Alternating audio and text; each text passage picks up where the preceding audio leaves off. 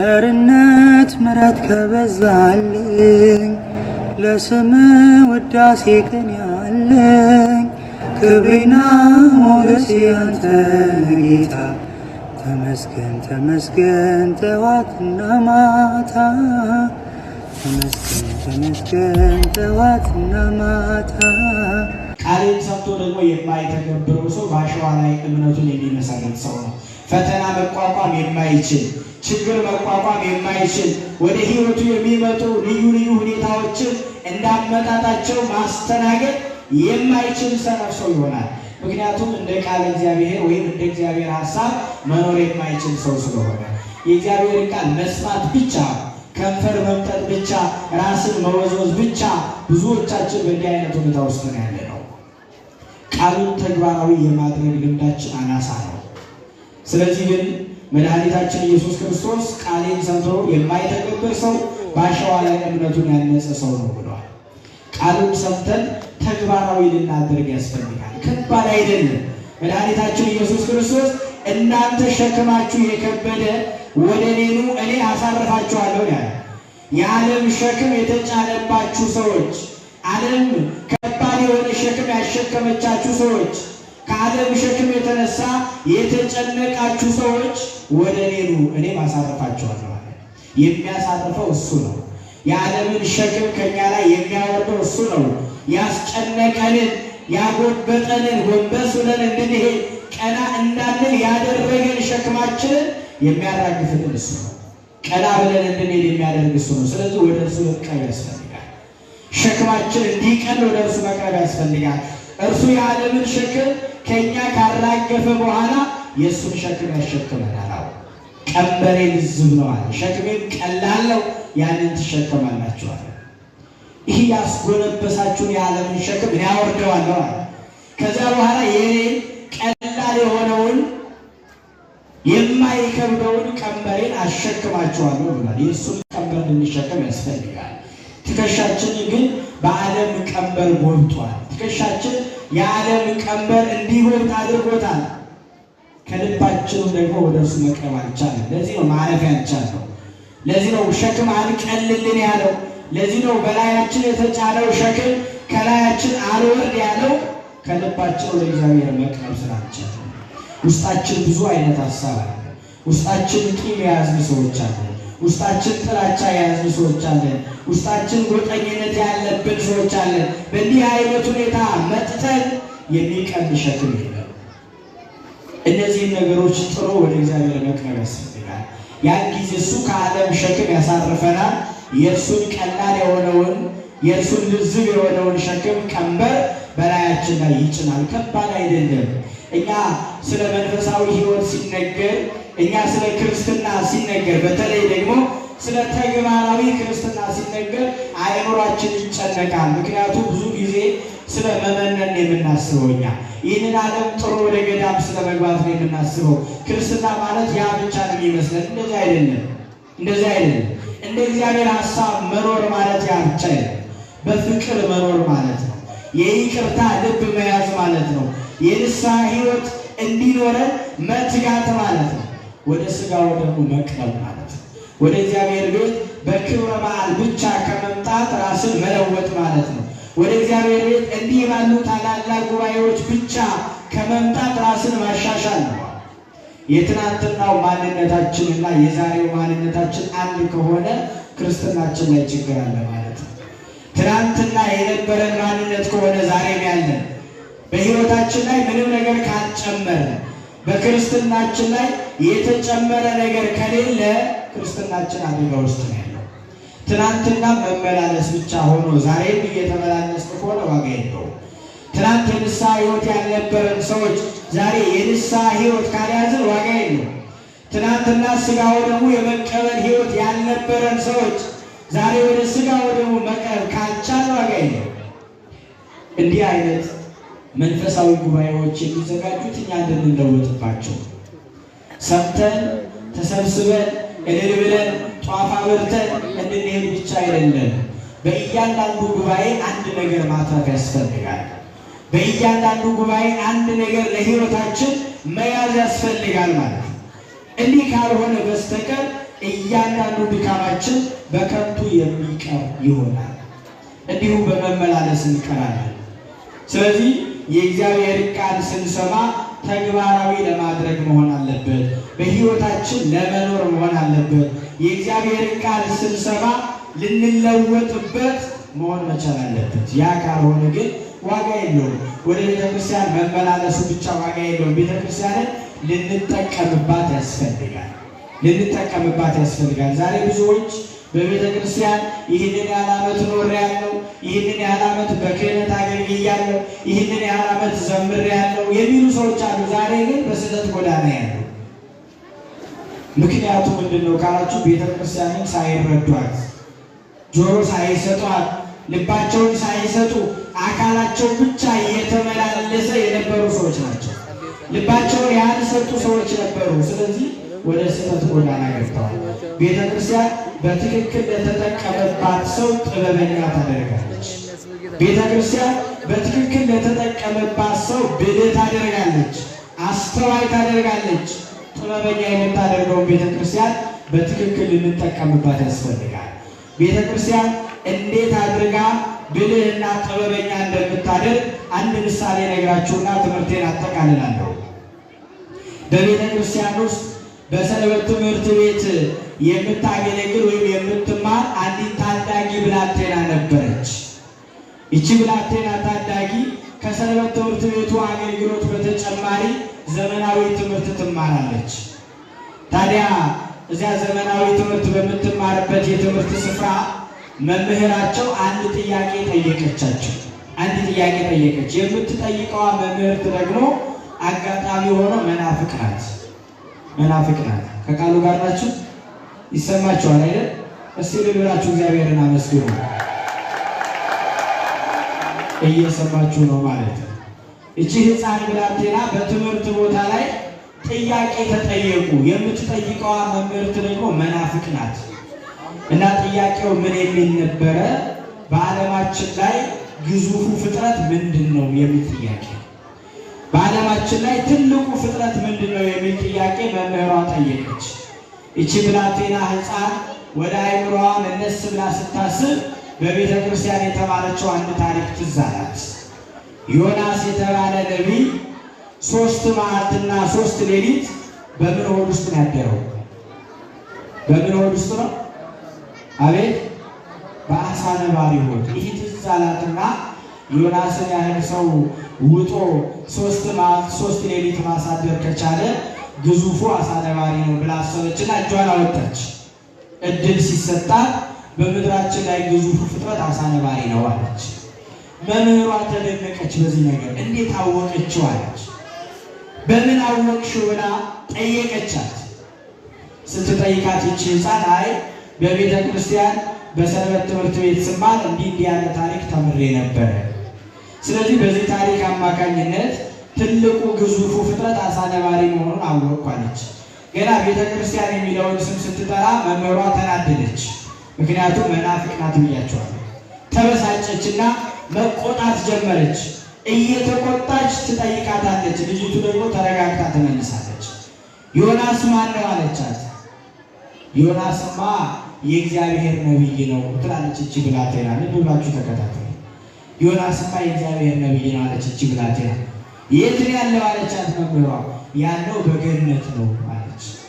አይተሽዋል አለቻት። አይ እትዬ ስሄድ አየዋለሁ አለች። በሲኦል ቢሆንስ አለቻት። በሲኦል ከሆነ ደግሞ አንቺ ስትሄጂ ታየዋለሽ። ተመልከቱ ምን አይነት ትምህርት እንዳስተማረቻት ተመልከቱ። በገነት ነው ያለው አለች። አይተሽዋል ወይ ስትባል ሲሄድ አየዋለሁ። እኔ ያለሁበት መንገድ ወደ ገነት የሚያደርስ ነው። በምግባር ከበረታው ወደ መንግሥተ ሰማያት የሚያገባው መንገድ ላይ ስላለው እኔ ሲሄድ አየዋለሁ አለቻት። በሲኦል ቢሆን ስትላት በሲኦል ከሆነ ደግሞ አንቺ ነሽ የምታዩ። አንቺ ያለሽበት መንገድ ደግሞ መጨረሻው ወደ ሲኦል በኋላም ወደ ገሃነመ እሳት ነው ብላ እንዲህ ባለ ጥበብ መለሰች። ይቺ ብላቴና እንዲህ ያለ ጥበብ ያስተማረቻት ቤተ ክርስቲያን ናት። ቤተ ክርስቲያን በትክክል ለተጠቀመባት ሰው ብልህ፣ ጥበበኛ፣ አስተዋይ ታደርጋለችና ይችን ቤተ ክርስቲያን በትክክል ልንጠቀምባት ያስፈልጋል። የምንሰማውን ቃለ እግዚአብሔር በሕይወታችን ላይ ተግባራዊ ልናደርገው ያስፈልጋልና አምላካችን ቅዱስ እግዚአብሔር ተግባራዊ የምናደርግበትን ጥበብና ማስተዋል ያድለን። ሰሚዎች ብቻ ከመሆን ይሰውረን። ሰምተን በሕይወታችን ፈጽመን ዘላለማዊ የሆነው ርስቱን እንድንወርስ ስሙን እንድንቀድስ አምላካችን ቅዱስ እግዚአብሔር ይፍቀድልን። ወስብሐት ለእግዚአብሔር ወለወላዲቱ ድንግል ወለመስቀሉ ክቡር። ይቆየን። Yeah.